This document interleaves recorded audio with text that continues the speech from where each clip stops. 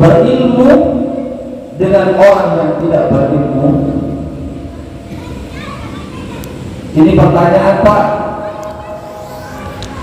dari Allah, tetapi tidak membutuhkan jawaban. Namanya istifham takrir, namanya dalam ulama tafsir, ya, dalam pembahasan ulama tafsir, bahwasanya ini adalah istifham takrir. Istifham takrir artinya pertanyaan yang menetapkan, pertanyaan tetapi menetapkan sebenarnya. Apakah sama, Allah mengatakan, apakah sama antara orang yang berilmu dengan orang yang tidak berilmu? Pertanyaan, tetapi pertanyaan yang tidak memberikan jawaban. Kenapa? Karena jawaban sudah jelas. Apa? Tidak sama. Ya pasti tidak sama Pak. Antara orang yang berilmu dengan orang yang tidak berilmu tidak sama. Antara orang yang mengetahui dengan orang yang tidak mengetahui itu pasti tidak sama. Jawab sekali. Ya, masalah keduniaan saja Pak, masalah keduniaan saja. Ya, pasti tidak sama antara orang yang paham dunia dengan orang yang tidak tahu masalah dunia, pasti berbeda.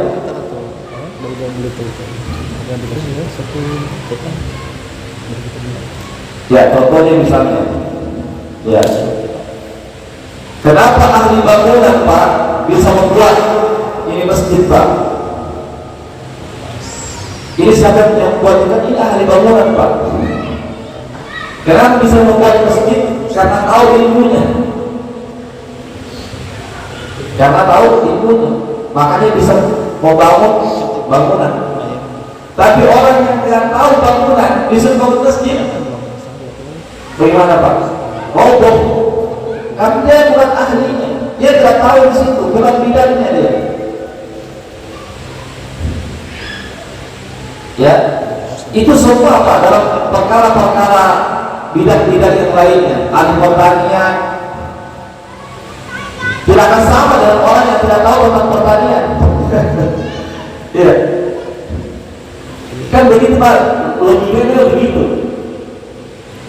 Iya.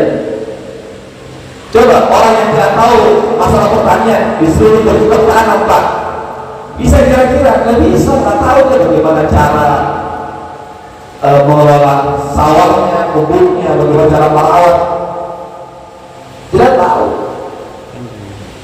Sama juga dalam perkara agama, dalam perkara akhirat, tidak sama antara orang yang paham agama dengan orang yang tidak paham agama Pak. Tidak sama antara orang yang tahu tentang akhirat dengan orang yang tidak tahu tentang akhirat. Jawab sekali, pasti tidak sama. Orang yang paham agama, maka dia akan komitmen terhadap agamanya, konsisten terhadap agamanya. Orang yang tidak paham agama, cuek saja dia. Yang halal diharamkan, yang haram dihalalkan, semuanya sama di hadapannya. Karena tidak paham tentang agama. Ini jamaah sekalian yang dimuliakan Allah Subhanahu wa Ta'ala. Baik. Kemudian ayat yang berikutnya surah Al-Mujadilah ayat 11. Ya, tentang keutamaan orang yang berilmu agama. Yarfa'illahu alladziina aamanu minkum walladziina utul 'ilma darajat wallahu bima ta'maluna khabir. Allah Subhanahu wa Ta'ala mengangkat ya derajat orang-orang yang beriman di antara kalian dan orang-orang yang berilmu dengan derajat yang tinggi. Ya. Jadi di sini Allah Subhanahu wa Ta'ala meninggikan, mengangkat kedudukan setinggi-tingginya orang yang beriman dan orang yang berilmu. Ya, artinya imannya itu Pak dilandasi dengan ilmu. Ilmunya itu dilandasi dengan iman. Ya.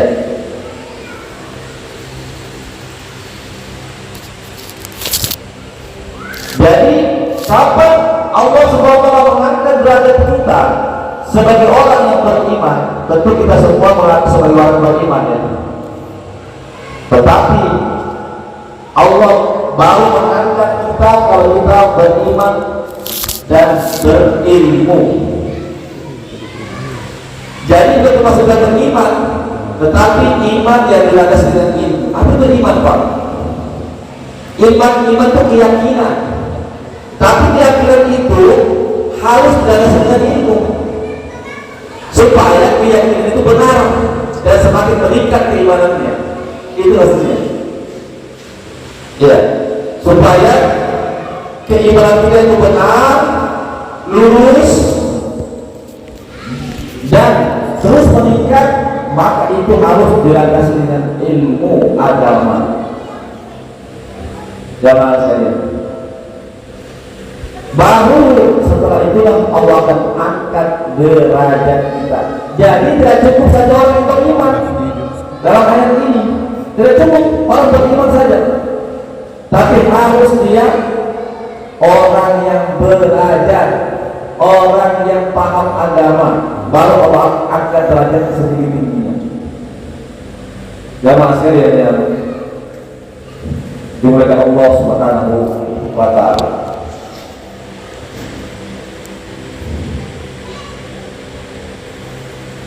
Selanjutnya Pak, apa kata beliau dalam kitab ini? Fabayyana subhanahu wa ta'ala mizatal ladzina utul ilma al-muqirruna bil iman, thumma akhbara annahu khabirun bima na'maluhu wa muttali'un alayhi liyadullana ala annahu la budda min ilmi wal amal ma'an wa an yakuna kullu dhalika sadiran 'anil imani wa muraqabatillahi subhanahu wa ta'ala. Artinya, berdasarkan dua ayat tadi di atas, maka Allah Subhanahu wa ta'ala menjelaskan tentang keistimewaan, keunggulan orang-orang yang berilmu, ya, yang disertai dengan keimanan. Ya, yang disertai dengan keimanan. Ya, artinya bukan cuma sekedar berilmu, tetapi ilmunya dilandasi dengan keimanan.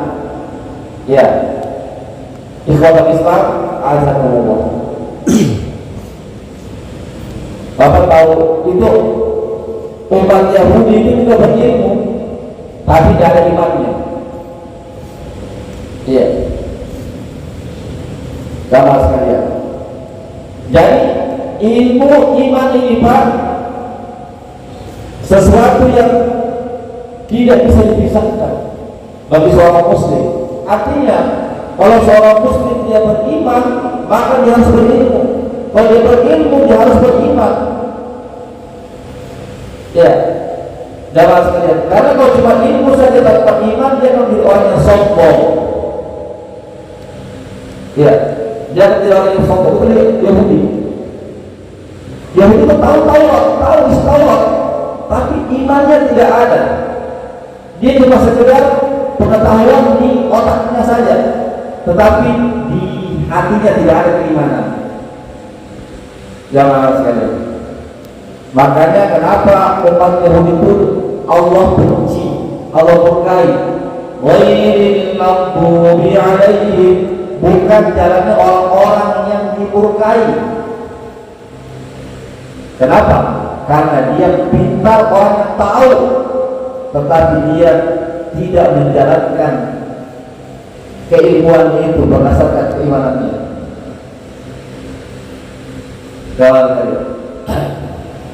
Adapun orang mukmin, maka dia harus memadukan, ya orang Islam ya saya, orang Islam itu harus memadukan antara iman dan ilmu.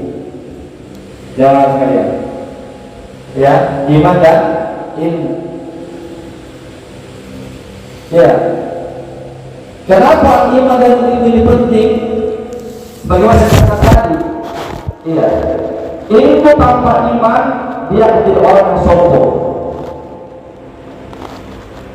atau menjadi orang yang zalim. Sedangkan iman tanpa ilmu,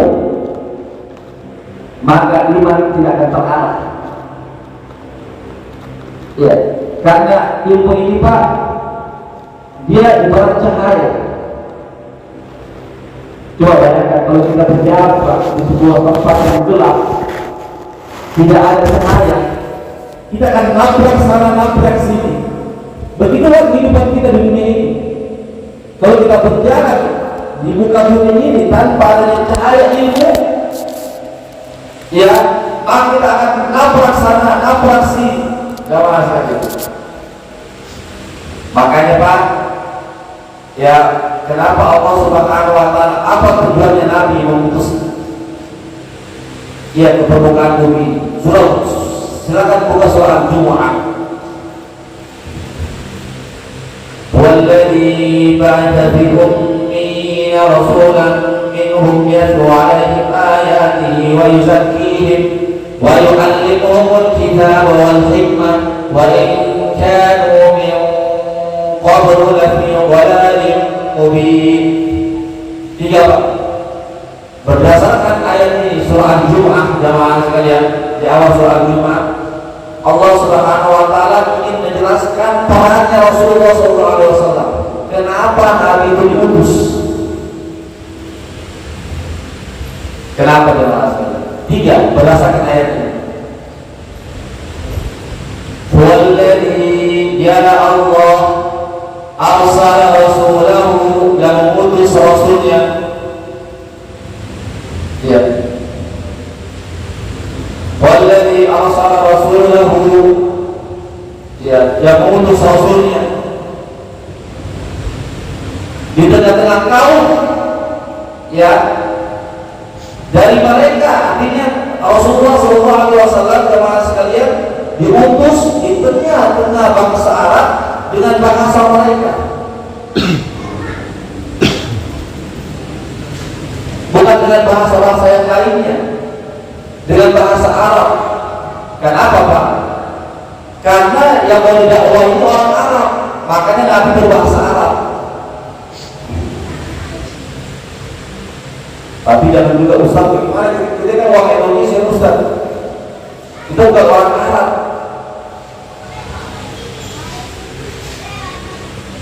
Jamaah sekalian, makanya itulah pentingnya para ulama yang menjelaskan. Ya, maka itulah pentingnya para ulama yang menjelaskan.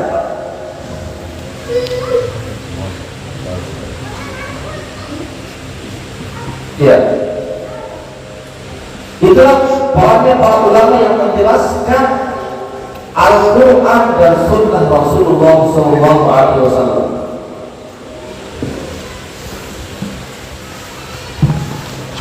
Ya, walladzi ba'atha fil ummiyina rasulan, ya, walladzi ba'atha fil ummiyina rasulan minhum.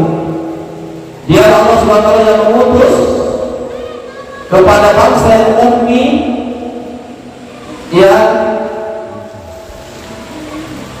di bangsa Arab pada saat itu, seorang rasul dari kalangan mereka, dari bangsa mereka, dari bahasa mereka, yatlu alaihim ayatihi, yang membacakan kepada mereka ayat-ayat Allah. Ya, yatlu alaihim ayatihi, yang membacakan kepada mereka ayat-ayat Allah Subhanahu wa Ta'ala. Itu yang pertama Pak. Ya, jadi perannya Nabi yang pertama adalah membacakan ayat-ayat Allah. Ya. Apa itu ayat Allah? Al-Quran, ayat-ayat Allah Subhanahu wa Ta'ala. Termasuk juga hadis-hadis Rasulullah SAW, ayat-ayat Allah Subhanahu wa Ta'ala.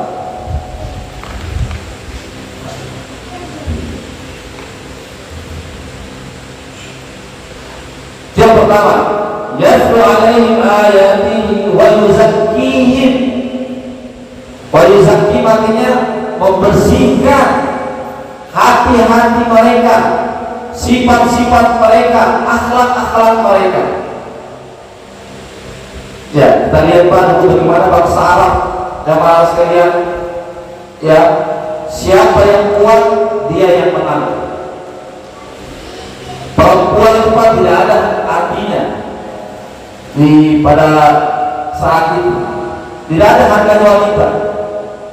Artinya kebobrokan moral, akhlak, ya ibadah, apalagi akidah, jamaah sekalian, terjadi di bangsa Arab.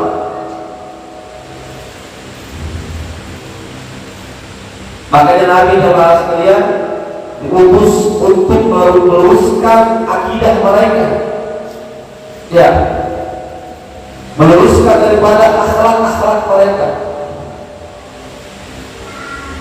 Jamaah sekalian,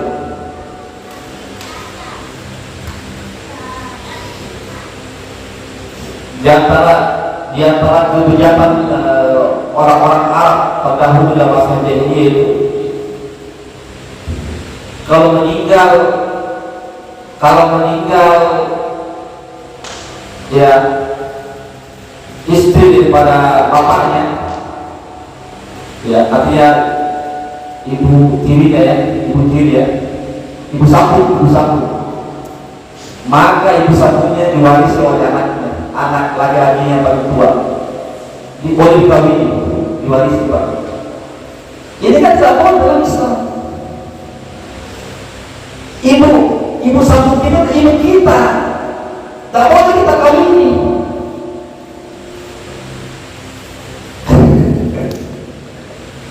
Kan begitu bangsa. Kalau orang mau jangan mau prostitusi, Pak, terang-terang misalnya tinggal pasang bendera Pak, kita tahu gitu bahwa ini tempatnya. Jangan sekali. Artinya perempuan dan laki-laki tidak mendapatkan hak warisan, sedikit pun tidak dapat hak warisan Pak. Yang dapat hak warisan hanya laki-laki. Iya. Begitu. Khabar itu Pak, aduh minum khabar. Itu kebiasaan mereka Pak, minum balok itu. Kebiasaan mereka yang malaskan. Makanya Pak disebutkan ketika turun ayat tentang larangan khabar, jamaah sekalian, ketika turun larangan itu pernah di kota Madinah, baru turun Pak larangan khabar.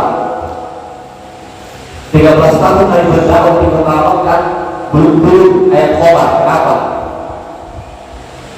Artinya turunnya secara bertahap. Nanti di kota Madinah Pak, jamaah sekalian diturunkan secara tegas. Ya, maksudnya khabar itu adalah perbuatan syaitan. Fajtanibuhu, tinggalkan itu. Disebutkan dalam riwayat sejarah, maka semua sahabat Pak di bawah mereka dia hancurkan gentong-gentong Pak, gentong-gentong itu yang perlu dengan apa Pak, gentong-gentong, bukan jerigen-jerigen, gentong-gentong Pak, ditumpahkan semua di kota Madinah. Disebutkan dalam sejarah Pak, itu Madinah banjir khabar. Di Madinah banjir khabar, bukan banjir air, khabar Pak, dengan keras. Karena kebiasaan itu mereka. Orang Mekah, orang Madinah sama semua Pak. Jangan sekali. Ya, anak perempuan yang lahir Pak, dia itu aib sekali kalau ada anak perempuan yang lahir. Aib Pak. Akhirnya apa? Dia kubur hidup-hidup Pak. Kubur hidup-hidup anak perempuan, kubur hidup-hidup karena dia masa aib kalau perempuan yang lahir. Jangan sekali. Begitu bobroknya kehidupan ya bangsa Arab pada saat itu sebelum datangnya Islam. Jangan sekalian. Iya. Jadi itu Pak. Jadi Nabi itu Allah utus adalah untuk menyucikan membersihkan sifat-sifat mereka, akhlak-akhlak mereka, akidah-akidah mereka dari penyimpangan, dari amoral. Jamaah sekalian. Kemudian yang ketiga, ya, apa tugasnya Nabi? Wa yu'allimuhumul kitaba wal hikmah.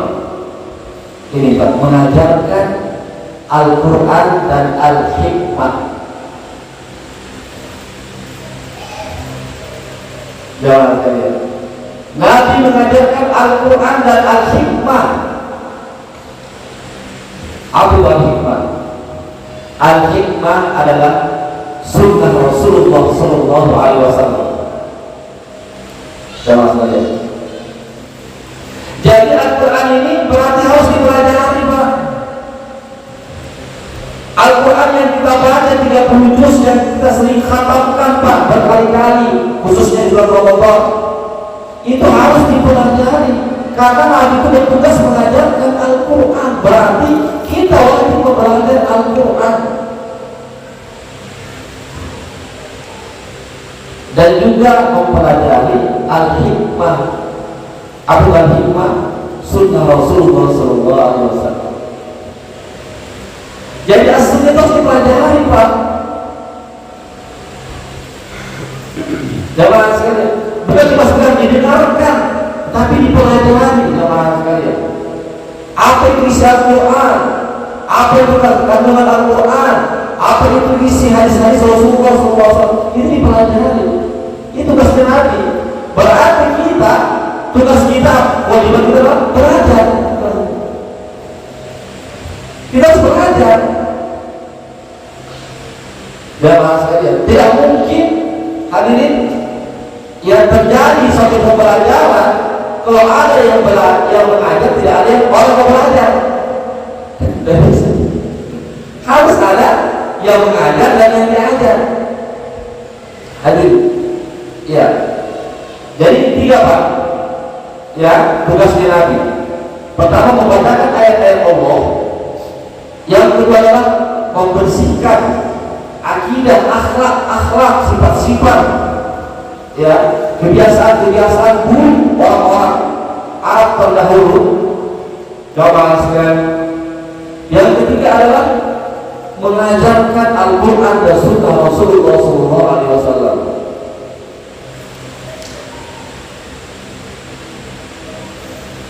Ya, kalau mengajarkan, Pak, berarti kita harus belajar. Ya, berarti kita harus belajar. Kita harus belajar. Jamaah sekalian, bukan cuma sekedar mendengarkan, bukan cuma sekedar mendengarkan, tapi kita belajar.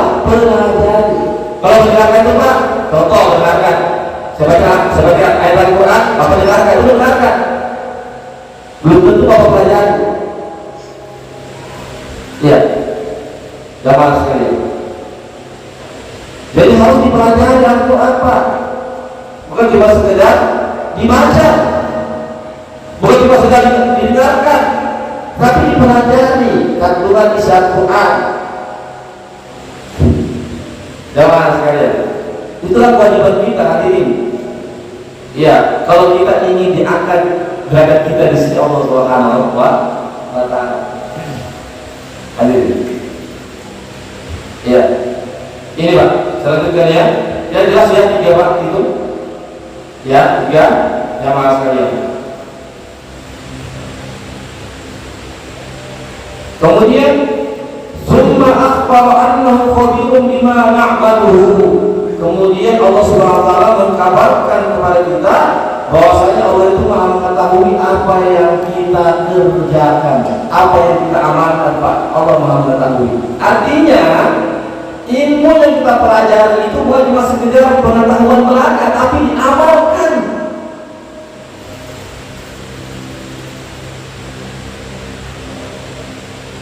Jamaah sekalian, ini wajib, Pak. Ya, Allah katakan, ya, setelah Allah SWT mengangkat derajatnya orang-orang yang beriman dan berilmu beberapa derajat, Allah mengatakan wallahu khabirun bima ya'malun. Allahu bima ta'maluna khabir. Allah SWT Maha mengetahui apa yang kalian kerjakan. Maksudnya, ya, ilmu itu yang kalian amalkan Allah Maha mengetahui. Berarti jamaah sekalian, berarti Allah SWT mengangkat derajat kita tatkala kita beriman, berilmu dan beramal. Itu maksudnya, Pak. Iya, jangan sampai kita pandai bicara masalah agama tapi tidak ada pengamalan. Tapi jangan bilang, Ustaz, kalau gitu Ustaz, saya tidak mau belajar agama, Ustaz. Jangan sampai saya banyak ilmu agamaku tetapi saya tidak bisa amalkan. Ini salah juga.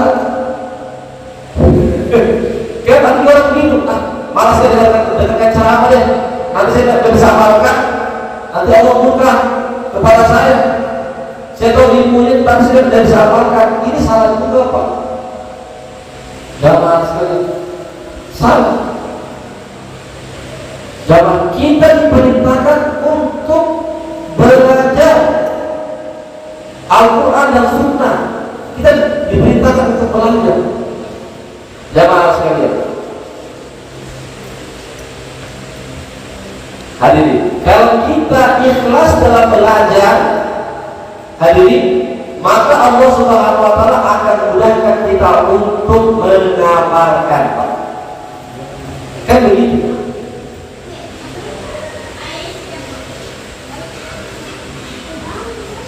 Ya. Kalau kita ikhlas dalam menuntut ilmu, belajar Al-Quran dan Sunnah Rasulullah SAW, maka Allah akan mudahkan kita untuk mengamalkan.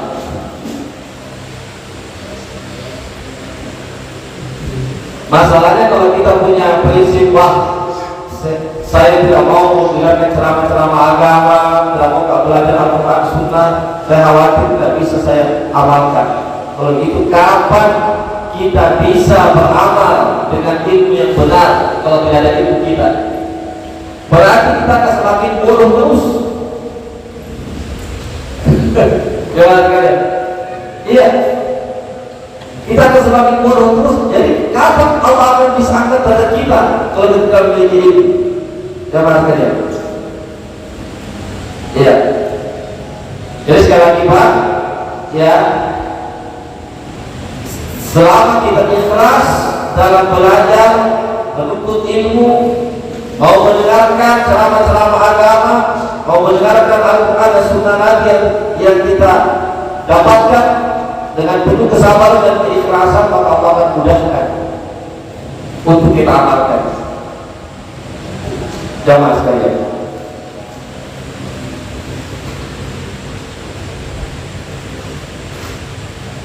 Aliyadulana ala annahu la budda min ilmi wal amal ma'na.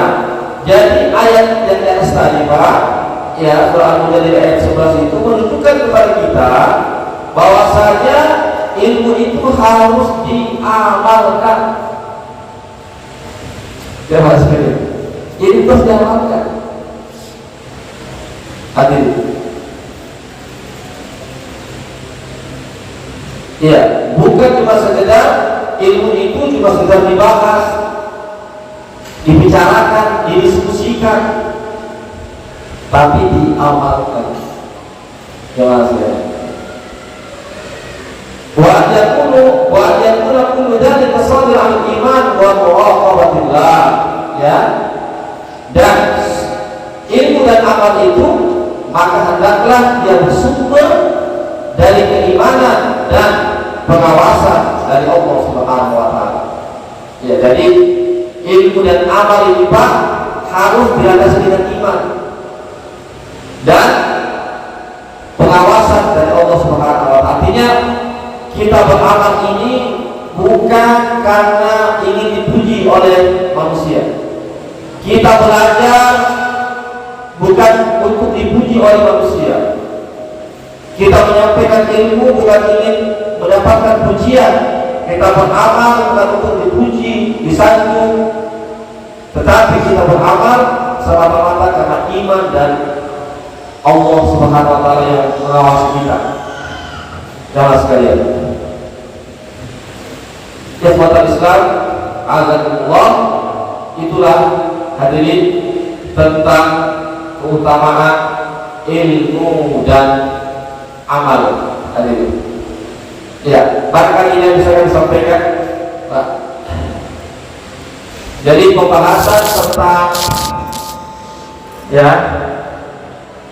keutamaan ilmu ini, Pak, berdasarkan kitab ini sudah selesai.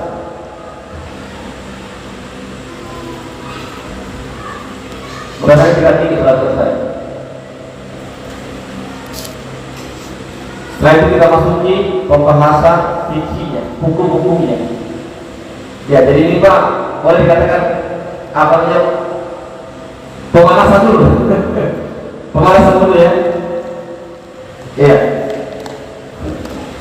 Yes. Ini saya ada satu kitab ini, Pak. Wah, kalau ini, Pak, penuh dengan ilmu. Yang di sini masih sedikit disebutkan.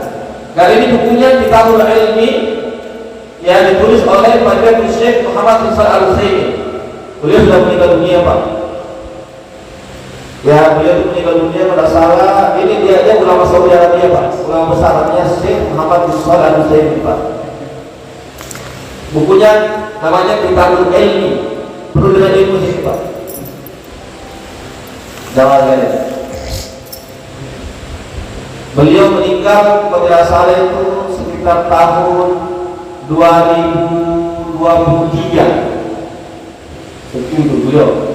Berarti kurang lebih 22 tahun yang lalu. Iya.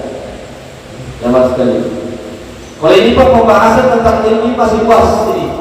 Lebih luas lagi. Kalau ini cuma sedikit saja. Di sini jamaah sekalian disebutkan lagi tentang beberapa lagi keutamaan ilmu, yang ilmu apa saja yang mesti kita pelajari. Kemudian adab-adab penuntut ilmu. Apa adab-adabnya, Pak, sebagai penuntut ilmu? Kemudian apa sebab-sebabnya agar kita mudah menuntut ilmu? Ini, Pak, apa sebab-sebabnya, faktor-faktor pendukung kita dalam menuntut ilmu? Ya, kemudian juga disebutkan tentang apa hal-hal yang wajib kita hindarkan sebagai seorang penuntut ilmu. Jamaah sekalian. Kemudian apa sebab-sebab perbedaan pendapat para ulama? Kan selanjutnya kita tadi, kenapa ulama ini berbeda pendapat? Ada mazhab Syafi'i, ada mazhab Maliki, ada mazhab Hanafi. Kenapa? Disebutkan dalam kitab ini, Pak. Jamaah sekalian. Ya.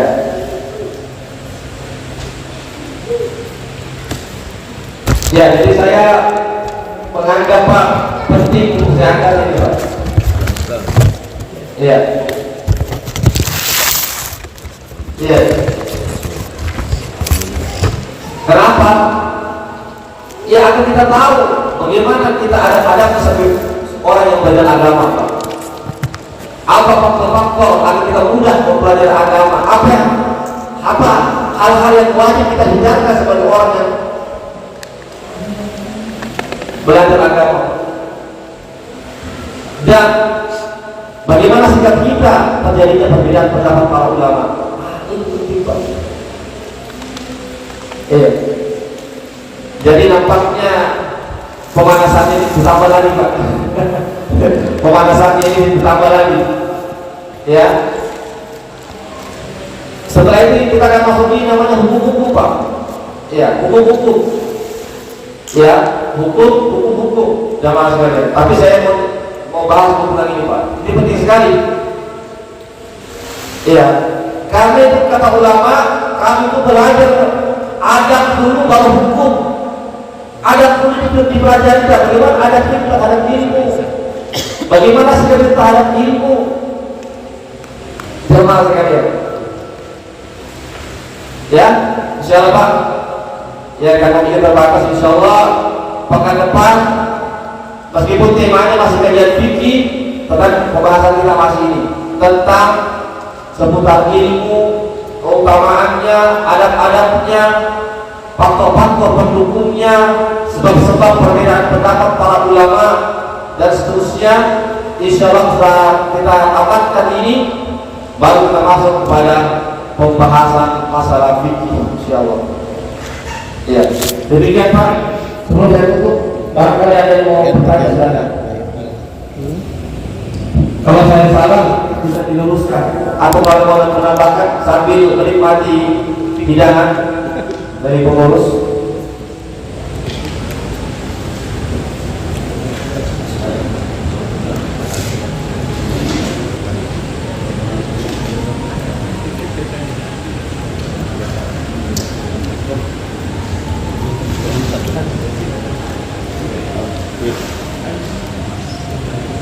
Silakan Pak, ada tanya?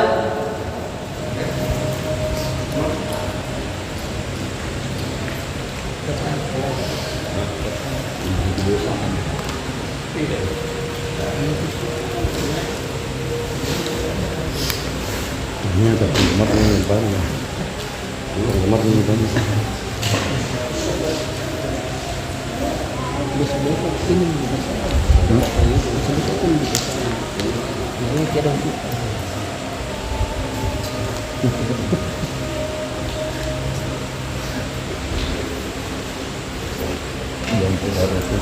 Itu kan tahu.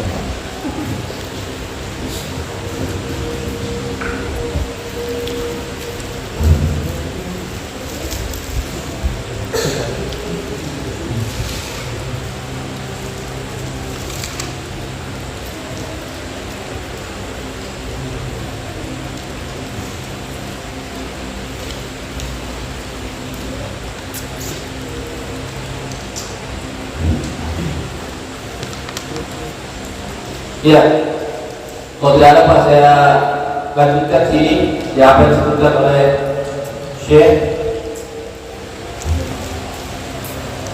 Ya, beliau mengatakan wa nahnu amalan biwajib ta'awun 'alal birri wa taqwa sanqaddimu laka bi haulillahi min khilal hadha kitab ba'd al-ma'lumat min al-usul al-fiqh alladhi istanbatahu lana ulama'una wa law bi kutubihim sanuqaddimu laka ma tayassara min dhalika la'allahu yakunu dafi'an laka 'ala istifadati wal istizadati min al-'ilmi an-nafi'. Ya, wa nas'alullaha an yumidana wa iyyaka bil 'ilmi an-nafi' wa an yuwaffiqana lil 'amali as-salih wa nas'aluhu subhanahu an yuriyana al-haqqa haqqan wa yarzuqana ittiba'ahu wa yuriyana al-batila batilan wa yarzuqana istinabahu innahu sami'un mujib. Oleh karena itulah sehingga Syekh Fauzan mengatakan kewajiban bagi kami ya untuk ya bertawun dalam kebaikan dan ketakwaan. Ya, artinya itu sudah kewajibannya para ulama Pak.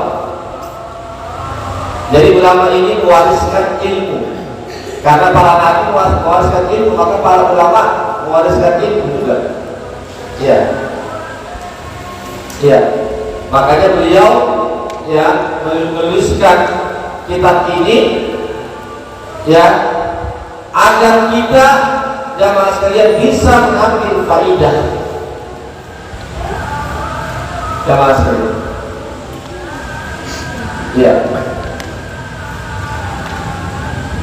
Jadi tugasnya ulama adalah menyampaikan ilmu, menuliskan ilmu. Jamaah sekalian. Dan tugas kita adalah mempelajari ilmunya para ulama. Iya.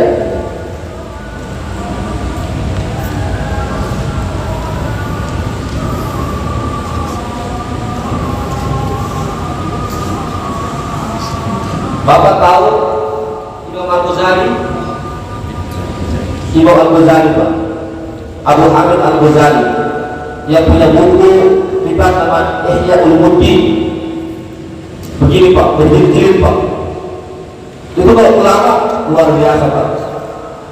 Itu ulama ini Pak, dia bagi waktunya kalau orang itu menjadi tiga. Itu ulama. Sepertiga ini malam hari Pak ya, malam hari. Ya, sepertiga itu belajar membaca menulis. Anggaplah malam itu berapa jam kira-kira malam Pak? 10 jam ya. Anggaplah harus 10 jam. Kita mulai dari Isya dan jam 8, 9, 10, 11, 12, 1, 2, 3, 4, 5. Berarti 9 jam ya. Karena kan jam 5 masalah subuh. Itu ulama itu kan dia waktu yang 3 di malam hari. 9 jam bagi 3 Pak. Bagi 3 jam 3 jam. 3 jam dia membaca buku, menulis, membaca, menulis. Setelah sholat Isya 3 jam Pak. Membaca, menulis, membaca, menulis. Itu kerjanya para ulama. Sepertiganya saya tidur. Cuma 3 jam tidurnya Pak. Kemudian 3 jamnya lagi sholat malam. Ini para ulama. Jamaah sekalian. Meskipun saya tidak mengatakan semua para ulama, tidak semuanya. Di antaranya siapa itu? Imam Syafi'i. Beliau mengatakan kepada muridnya, saya membagi waktu di malam hari menjadi 3 bagian. Jadi bukan cuma dia, masih banyak kan ulama-ulama yang lainnya. Jamaah sekalian.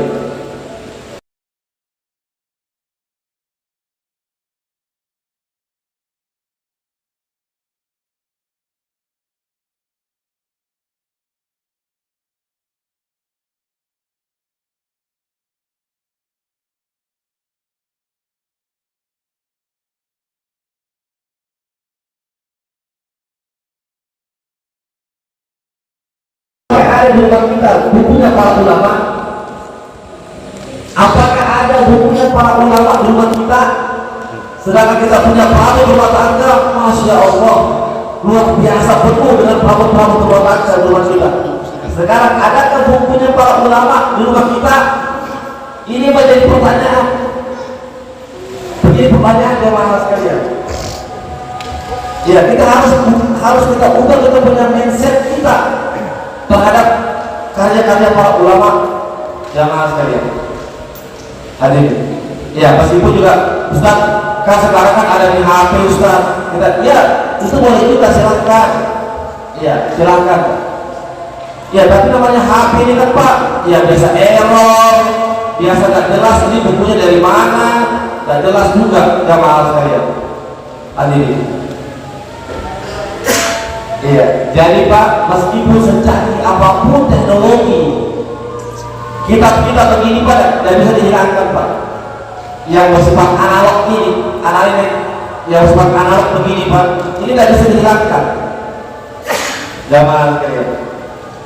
Iya, itu teknologi itu Pak cuma mempermudah saja kita. Jamaah sekalian. Tapi kita begini Pak, dari dihilangkan Pak. Orang masih butuh kepada kita begini Pak. Jamaah sekalian. Ya. Baik Pak, karena waktu yang sudah habis ya, dan juga pertanyaan, kami cukupkan sampai di sini. Insya Allah kita akan bertemu lagi di pekan depan. Demikianlah, mohon maaf atas segala kesalahan dan kesilapannya.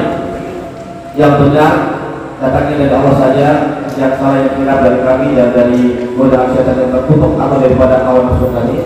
Kami mohon ampun kepada Allah dan kami mohon maaf kepada para ikhwan dan kita semua. Baiklah, kami akhiri dengan membaca doa penutup majelis. Subhanakallahumma wa bihamdik, asyhadu an la ilaha illa anta, astaghfiruka wa atubu ilaik. Wassalamualaikum warahmatullahi wabarakatuh.